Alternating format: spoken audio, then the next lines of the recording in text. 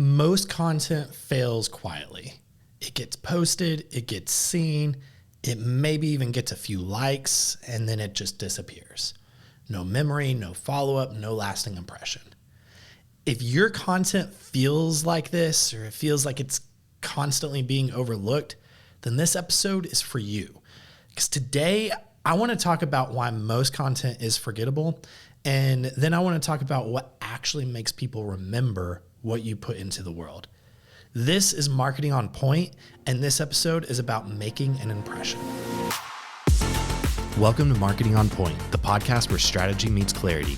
Every episode, we break down real-world strategies, stories, and impactful tactics to help you grow your brand. Let's dive in. Here's something that most brands don't want to admit. Being visible is not the same thing as being memorable. The internet is full of very good-looking, well-written, perfectly acceptable content that nobody really remembers 5 minutes after they see it. Not because it's bad, but because it doesn't give the brain a reason to hold on to it. What people do remember is they remember contrast, they remember clarity, they remember emotion. They don't remember just good-looking fine.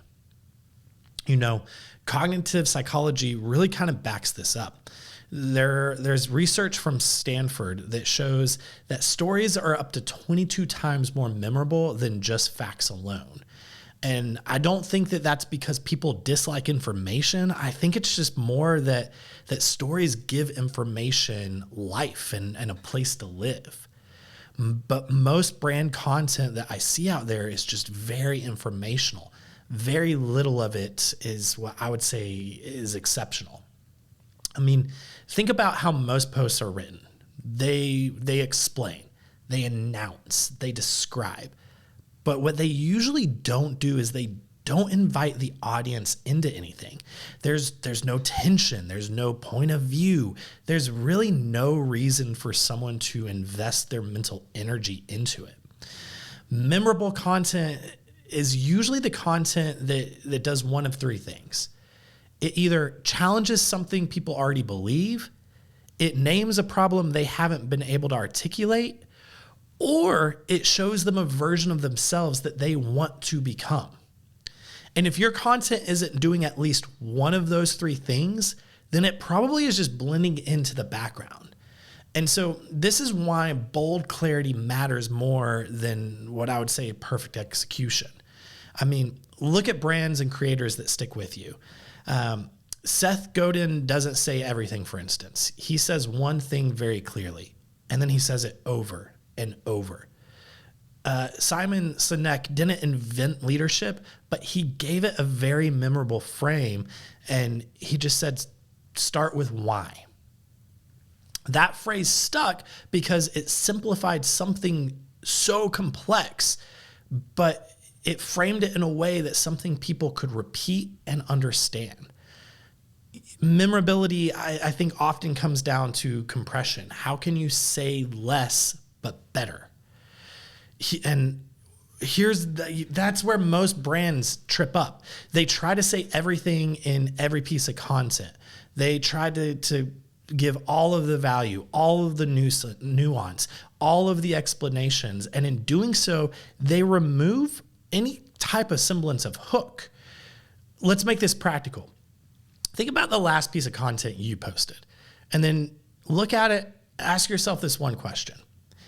If someone remembered one sentence or one thing from this piece of content, what would it be? And if you don't know the answer, I can guarantee you your audience doesn't know either. Now, think about your brand more broadly. What do you want to be known for? Take away your services or your product or your offering. What do you really want to be known for? What is your point of view? You know, memorable brands have opinions. They take a stance. They're willing to say, we believe this, and we believe that this mentality fits in your life. And we believe that our product matches that lifestyle, matches that mentality, and here's how, and here's why it will edify your life and enrich your life. If if people aren't disagreeing with you, I can guarantee you that you aren't having the reverse reaction as well. You're more so just kind of out there in the noise. I do think that there's data that supports this idea. Edelman's Trust Barometer, they found out that consumers are more likely to engage with brands that take clear positions and also demonstrate consistent values over time.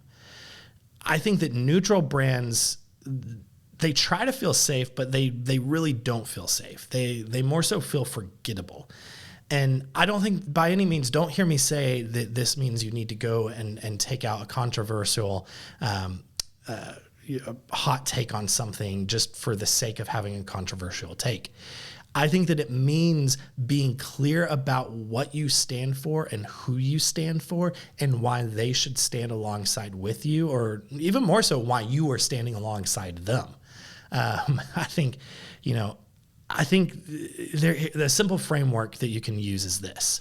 Before you post something, ask, what's the one idea that this is reinforcing? Why does it matter right now in this season, in this moment? And what do I feel, or what do I want someone to feel after they see this? I think if you can't answer those questions, then the content probably isn't going to really stick. It's not going to have a lot of teeth to it, and it's going to kind of be forgettable. I think another way to increase memorability is through repetition with variation. And what I mean by that is you want to say the same core idea over and over again, but in different ways across different moments of time. That's how a message is going to land. Not all at once, but gradually. If you think about a campaign, this is really how campaigns work. It's how themes work. It's how clarity compounds itself. If you feel like your content isn't landing right now, I don't think that you need to assume that people aren't paying attention. I think more often than not, it's just that they don't know what they're supposed to remember. And in the next episode, we're actually going to be talking about how to build trust and also how to build that trust through content without oversharing or feeling inauthentic. Because trust, more than reach, is what turns attention into action, which is what we just got done talking about. That's all I've got for you today. Thanks so much for listening to Marketing on Point, and I'll see you next time.